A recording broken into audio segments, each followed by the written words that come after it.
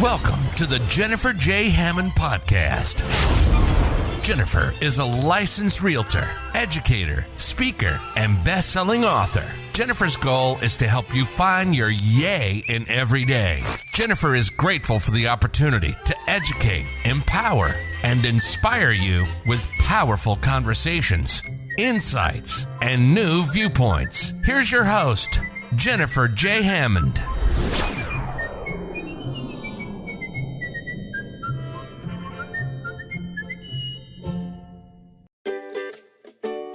Hello. This is Jennifer Hammond. And actually, we should go Jennifer J. Hammond. Because my podcast is Jennifer J. Hammond. Yes. And I used to have a radio show on Sirius XM that was Jennifer Hammond. So now you'll hear more and more of me going, Jennifer J. Hammond. And so today my guest is John Lee. Yay! I'm so excited to have John. John and I have known each other for many years, and it's so much fun because he shares an incredible amount of wealth of knowledge that he has on how to do real estate investing, but specifically with I want to say secrets that most real estate investors never think about. And he's just so incredibly gracious and wonderful about sharing it. So first of all, John, welcome to the show. Thank you, Jennifer. I'm really glad to be here with you. It's always a pleasure to talk to you. It's always a pleasure to talk to you. And I love the fact that you are so passionate about educating and helping other people. And you're just, so first of all, let's have people who've never known anything about you. I would love for you to share a little bit about your story, because you were in mortgages, you kind of, played around a little bit with real estate investing, but you really found your niche. So will you share with us your story?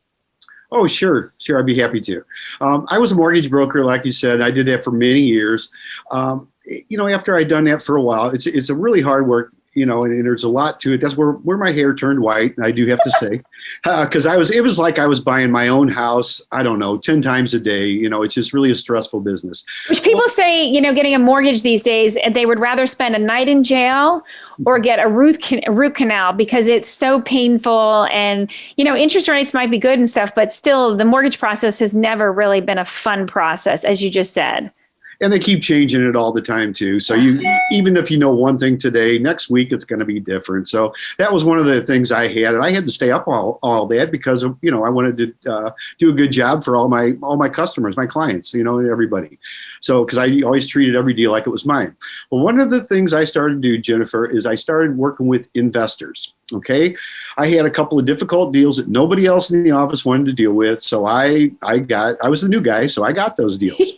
Well, one of the things I learned pretty quickly is I would do all the work. I was wearing the suit and the tie. I was working 6, 7, sometimes 8 days a week, and I was doing everything on Sundays and everything. But I would put the deal together. I would find the buyers, the sellers. I would have to get sometimes the buyer's credit in line. There's just a lot of factors. But we'd show up at the title company or the attorney's office, depending on what state it was in. And the investors, they'd show up, flip-flops, Hawaiian shirts on, their shorts, they're ready for vacation. I'm showing up, my suit and tie with my customers, and I did all the work. I got my file that's 3 inches thick, and they got their little 1-pin piece of paper, and so I said, wait a minute, I'm on the wrong side of the table. I'd make a couple $1,000s, and they'd walk away with tens of thousands or $100,000 profit. And I'm saying, wait a minute, I'm doing the work, you're getting the money. Okay, there's got to be a difference. So what I did is I said, I got to get on this side of the table. So I started working with these investors more and more, but I learned a lot. Okay. And it's still one of those things. You can sit back from a distance, even being in the business, as you know, it's still not the same as being the investor. Okay. So what I did is I found, back then, I'm still an amateur coin collector. So what I started doing is late night on eBay, because back then we had dial up, and unlike the high speed, everything we have now. And so you would get kicked off. So I noticed at 2 or 3 in the morning, I could get on eBay and some of the sites, and I could download pictures, and I could communicate without getting kicked off of the internet. So, but I found a guy that was selling properties for $500 or $1,000. I thought, wait a minute, if he's buying them for $500 or $1,000, if he's selling for that, he's got to be buying them cheaper. So I found down in Arkansas, you could buy properties for a couple $100s. And I thought, well, if I could buy them for a couple $100 and sell them for $500, that's a lot more than making $20 on a coin like I'm doing now. So I said, well, if he can do that, I can do that.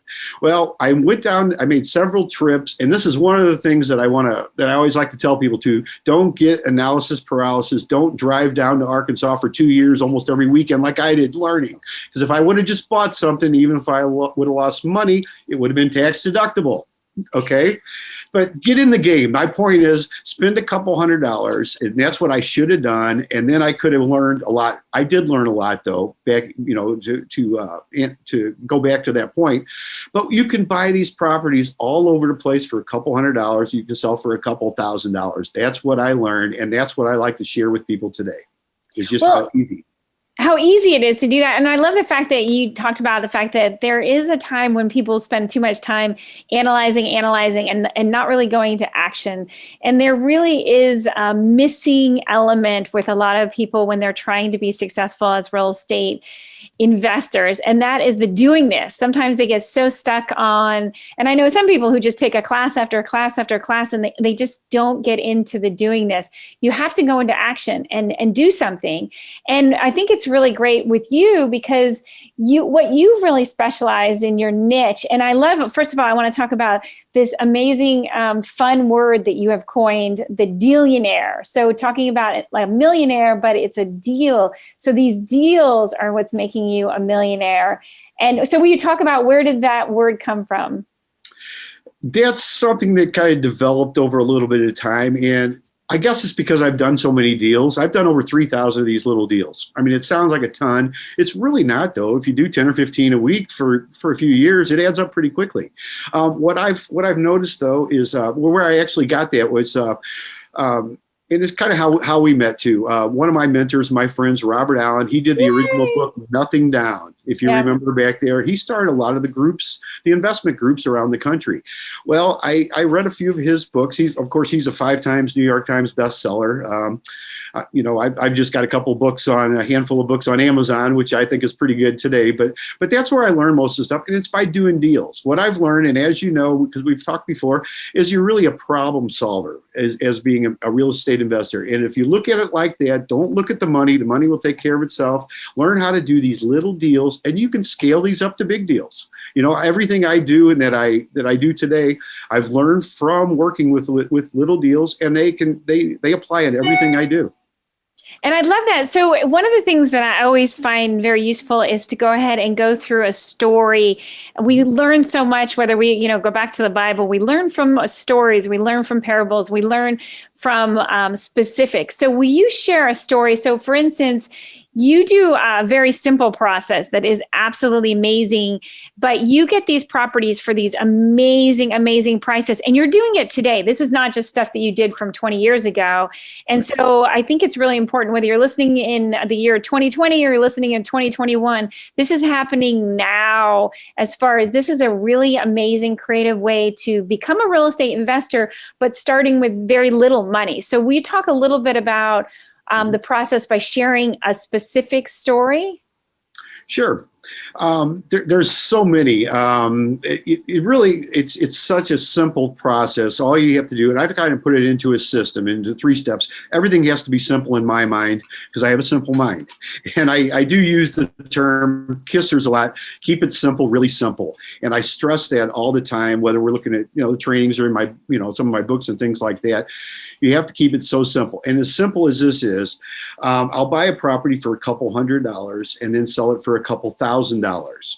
Okay. And it takes about 2 hours worth of work. We use the term 2 hours. That's not sitting down at the table like we are right now in 2 hours. That would be nice. And sometimes it does work that way.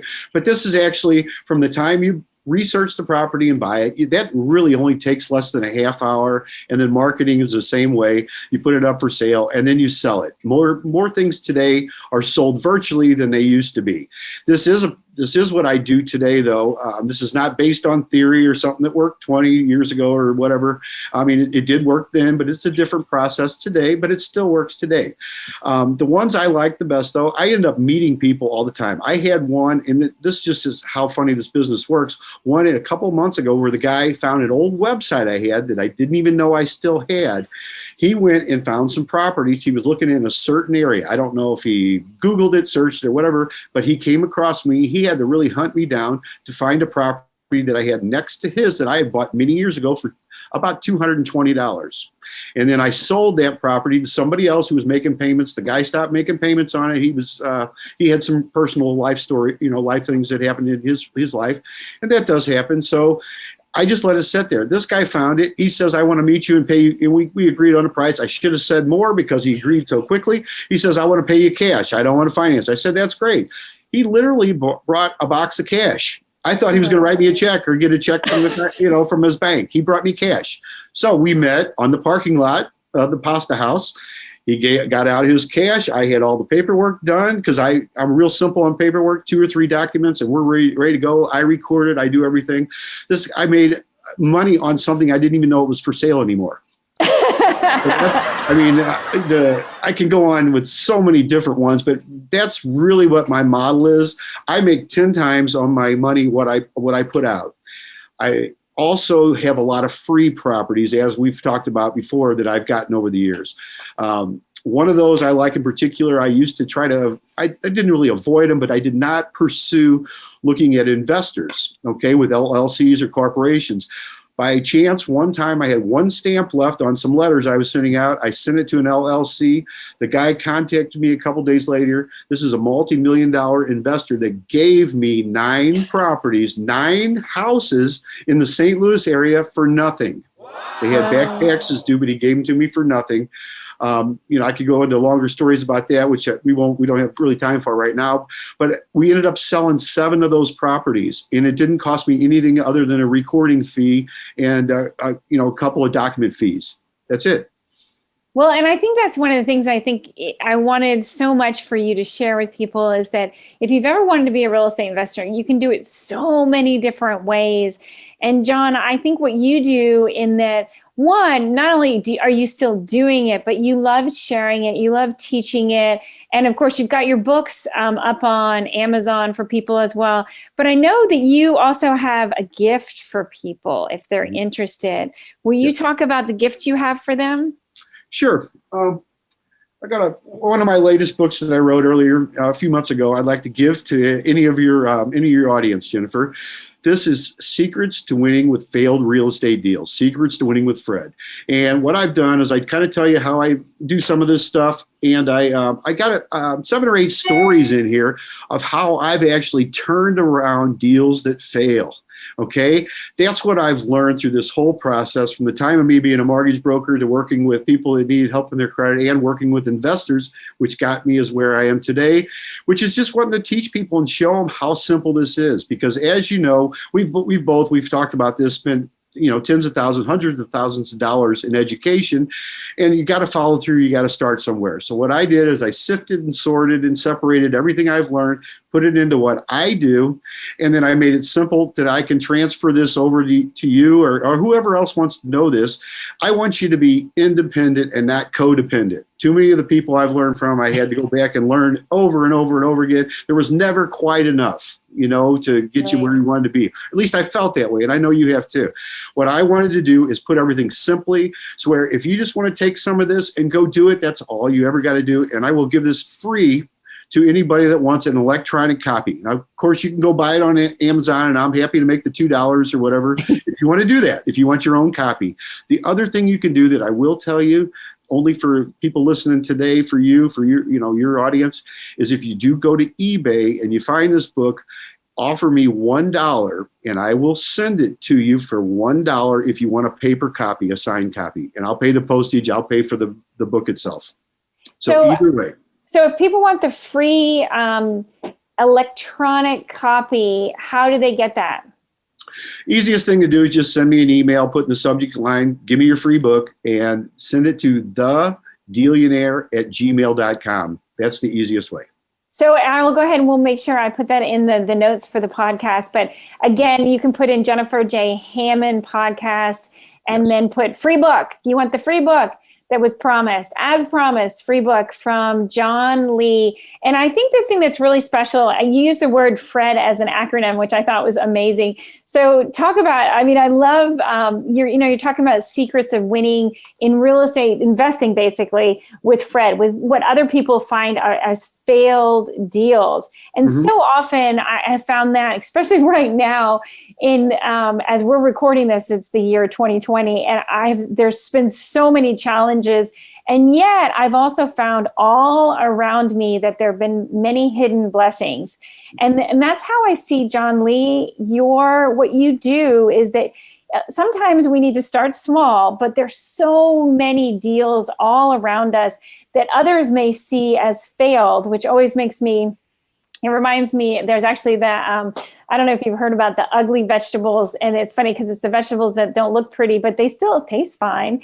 And I love it because sometimes failed real estate deals, to an untrained eye, they look ugly and they just are immediately judged as, oh, that's a failing deal. Whereas that's not true. Maybe you just have to look at it from a different viewpoint, or you actually take a brand new look at it where I want to always say, you look at it with new eyes and you uncover the beauty that's in there and what is not failing about it. So what would you say are some of the secrets to looking at it and realizing why it's not a failed real estate deal? Well, that's a great question, Jennifer. One of the things, and this is one reason that I actually even wrote this book, because I had all these deals that I had to turn around. Some of them I did walk away from, but those are learning experiences also. I have in here a story about what I call the lease option from heck. Okay. I lost way over $25,000 cash out of my pocket on that deal. Okay. That's a horrible deal. What that did, though, that set the stage for a lot of the things I do now with I have a different way of doing owner financing and some other things right then. Back then, when I started doing all these little deals, and this brings me back to what I've learned over the years with these little deals and doing some of the owner financing. When I was losing money, I thought I wanted to have rental properties and all this other kind of stuff, which I still have a couple, but I've been dwindling them down because of the way I do this. I just want to be the bank. Okay. What I found out is I do not want to be the landlord. I want to help people that want to help themselves and that want to actually be homeowners. There's a big difference in how all that works. But that's one of the stories I learned. I lost a lot of money on, but I learned some of the most invaluable, some of the most valuable lessons of my life. And it still goes back to the little deals. Like you were saying, these are still things I do today. I was just working on, before we got on the call here, I was working on a couple of receipts, or I call them confirmations, the way you say it, but some stuff where people just automatically sent money to my account. They just automatically do that. So we used to call it mailbox money because that's, yes. That shows our age, but yeah, now they just automatically deposit money. I have a few of those. And I love going to the account going, hey, look, I got some money. Where did that come from? It's just the most beautiful, I love it when you have enough of those. And again, that's one of the reasons that I love highlighting what you do and the amazing gift you give. I mean, you just really are interested in showing, and again, from your own stories, and as much as I don't like to call them mistakes either, they're amazing learning opportunities. Even when you lost so much money on the lease option, it's really important to take those lessons because we learn more from failure. And I can tell you, any professional sports athlete will tell you that same thing, especially even like an Olympic athlete, they'll tell you the same thing. You learn more from when you fail, because when you do it right, you're not completely positive all the things that you did that made that recipe perfect, to be the winner. But when you lose, do you go back and analyze it, and you learn and learn and learn. And that's also part, all your life, you've always been hungry to learn. So one thing I would love for you to share is, how do you keep rekindling that curiosity and that hunger to continue to learn? Well, I guess the biggest way I continue to learn is by having others that come to me that want to learn. That way I can just kind of share, look, and that's one reason I did write this book, because look, this is how it works in the real world, and one of the things I always tell people, or I've shared with a lot, is I hope everything possible goes wrong on your first deal and you stay with it. That's all you got to do is stay with it. But I hope everything goes wrong, everything you could run into. And not because I want you to lose money or I want you to fail, but the learning is in the doing, and like you just said, is in the failing. That's where the learning is. The biggest learning curves I've ever had is when things did not go right. And that keeps me wanting to see more. What's going on? I mean, we live in some, turbulent times right now, and who knows what's going to happen. I still set my goals. I still, I do every year, getting ready. In fact, we were just talking about that this morning. I'm getting ready to set my goals I do 5 years, 1 year, then 1 month, then 1 week. I change, and then I write down every day, only three things I'm going to do today, not my to-do list, but 3 things I'm going to do today that gets me towards my final goal. But then you have to keep in mind, kind of like Robert Allen talks about in his 4 maps of happy, successful people, his book, you're going to have these sudden storms, is what he calls them. Every day when the phone rings, I don't know what's going to happen. All I know is I'm going to have a sudden storm, and it may not be today, it may be tomorrow, but I'm going to have to drop everything I'm doing and deal with an emergency. But that's not going to keep me from learning and dealing with my ultimate goals and what I'm doing right now.